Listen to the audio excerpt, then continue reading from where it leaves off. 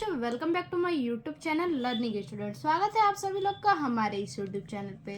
तो बच्चा, आज हम आप लोगों के लिए लेकर के आए हैं क्लास 11th के बच्चों के लिए जो है कि कहानी का सारांश, वो भी समय कहानी का सारांश।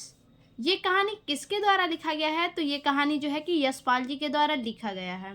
तो चलिए देख लेते हैं किस प्रकार से आप अपने एग्जाम में लिखेंगे। देखिए, समय कहानी यशपाल जी द्वारा लिखी गई है। समय कहानी किसके द्वारा लिखी गई है? यशपाल जी के द्वारा लिखी गई है।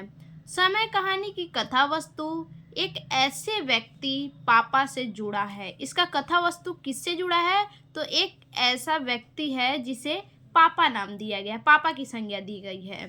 व्यक्ति पापा से जुड़ा है जो अपनी नौकरी के अवकाश प्राप्त करने वाले हैं।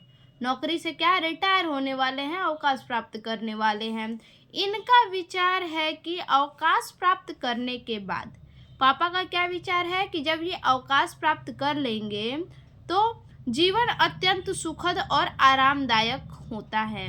इनका ये कहना है, इनका ये विचार है पापा का कि जब अवकाश ये प्राप्त कर लेंगे, अपने नौकरी से रिटायरमेंट पा लेंगे, तो क्या होंगे, इनका जीवन और भी ज़्यादा अत्यंत सुखद हो जाएगा और आरामदायक हो जाएगा। क्यों?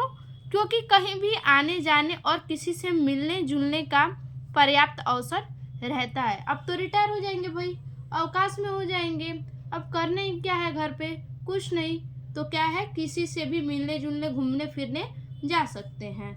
कोई वहाँ पे मतलब रोक टोक नहीं होगा कि काम पे जाना है या फिर कुछ भी। आगे, मजबूरी और आदर्श का पालन से, मजदूरी और आदर्श पालन से मुक्ति जाती है। मजबूरी और आदर्श क्या है, पालन से ये मुक्ति जाती है। उनकी समझ में ये नहीं आता कि ये वो नहीं समझ पाते, वो पापा जो है ये नहीं समझ पाते कि सेवा से अवकाश प्राप्त करने के बाद लोग निरुत्साहित क्यों हो जाते हैं। निरुत्साहित का मतलब क्या होता है कि बिल्कुल भी उत्साहित नहीं होते, उनके मन में आकांक्षाएं नहीं होती हैं। ठीक, तो ये बात उनके समझ में नहीं आता है कि अवकाश प्राप्त करने के बाद लोग क्यों निरुत्साहित हो जाते हैं। आगे, कहानी के नायक पापा। कहानी के नायक भी कौन है? पापा हैं। कहानी के नायक पापा को बुढ़ापा और बूढ़े से विरक्ति है। उन्हें क्या है?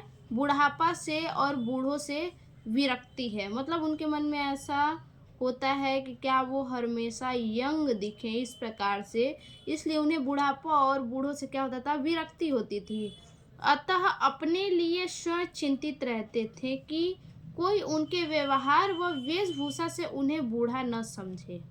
ठीक, उन्हें चिंतित हुआ करता था, हमेशा वो चिंतित रहते थे इस बात को लेके कि उन्हें उनके वेशभूषे से, जिस प्रकार से वो भाई उम्र ढलेगा तो उसी के हिसाब से लोग क्या करेंगे, कपड़े भी पहनेंगे, तो इसीलिए उन्हें चिंतित होता था कि उनके वेशभूषे से, व्यवहार से उन्हें लोग क्या करें, बूढ़ा न समझे।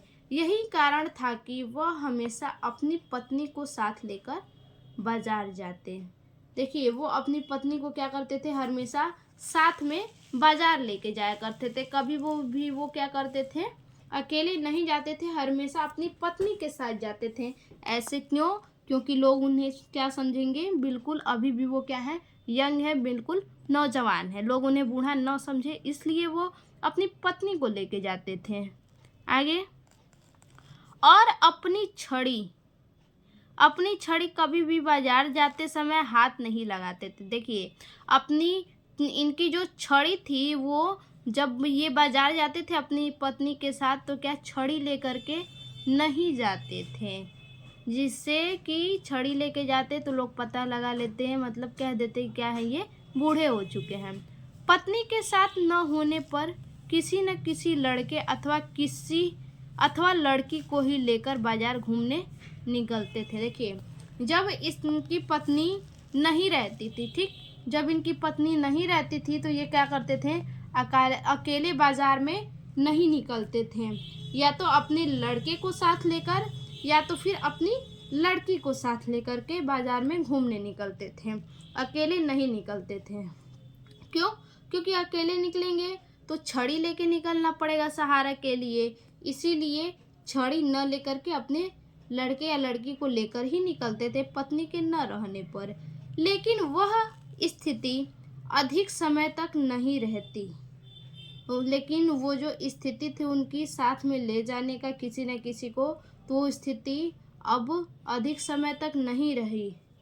समय के प्रभाव से उन्हें वृद्धावस्था स्वीकार के लिए बाध्य कर दिया। देखिए, समय ने उन्हें क्या किया, उन्हें खुद को वृद्ध स्वीकार करने के लिए क्या किया, मजबूर कर दिया।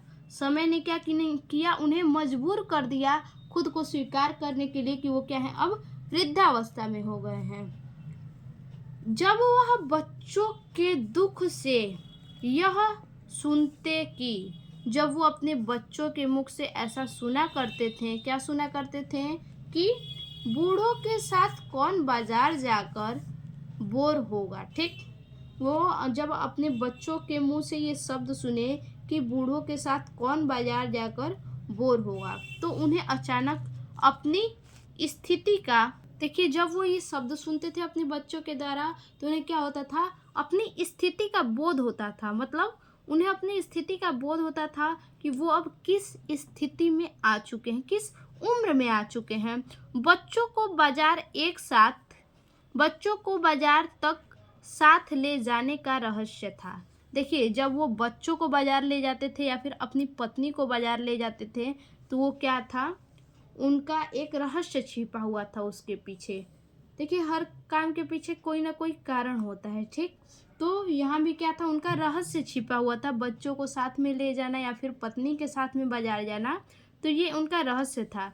क्या रहस्य था कि उनकी आंखों की रोशनी कम हो गई थी। ठीक, देखिए उनकी आंखों की रोशनी कम हो गई थी। मेन रहस्य तो ये था, मेन काम ये था कि उनकी आंखों की रोशनी कम हो गई थी, इसीलिए पत्नी और बच्चों को लेकर के साथ में बाजार जाते थे, घूमा करते थे। चलने फिरने में उन्हें कठिनाइयाँ होती थी। क्या होती थी, पापा को चलने फिरने में कठिनाइयाँ हुआ करती थी। भाई वृद्धावस्था आ गया, कठिनाइयाँ तो होंगी ही चलने फिरने में। परंतु अब बच्चे समय के साथ साथ बड़े हो गए हैं। अब क्या है, उनके पापा के भी बच्चे क्या हो गए हैं, समय के साथ साथ बड़े हो गए हैं।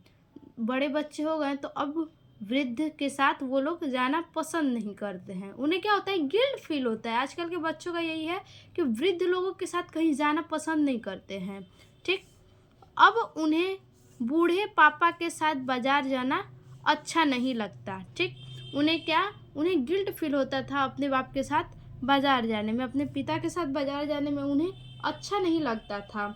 और अंत में समय द्वारा पराजित पापा छड़ी का सहारा लेकर बाजार जाना स्वीकार कर लिए। देखिए, अंत में क्या होता है कि जब बच्चे भी साथ नहीं देते हैं, ठीक, बच्चे भी नहीं जाना पसंद करते हैं पापा के साथ बाजार में, तो अंत में क्या होता है, जो पापा होते हैं वो समय के द्वारा पराजित हो जाते हैं, समय से हार जाते हैं। क्या, उन्हें छड़ी का सहारा लेकर बाजार जाना स्वीकार करना पड़ता है और वो छड़ी के सहारे अब क्या करते हैं, बाजार जाते हैं। तो देखिए, इस कहानी से हमें क्या निष्कर्ष निकलता है, तो निष्कर्ष भी देख लेते हैं। देखिए, इस कहानी के माध्यम से लेखक ने यह बताने का प्रयास किया है, इस कहानी के माध्यम से लेखक हमें यह बताना चाह रहा है कि समय के आगे किसी का कोई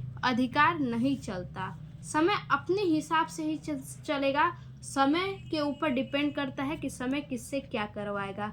कोई भी क्या है, अपने हिसाब से कुछ नहीं कर सकता है। ठीक, तो इसी प्रकार से समय के आगे पापा को भी हारना पड़ा।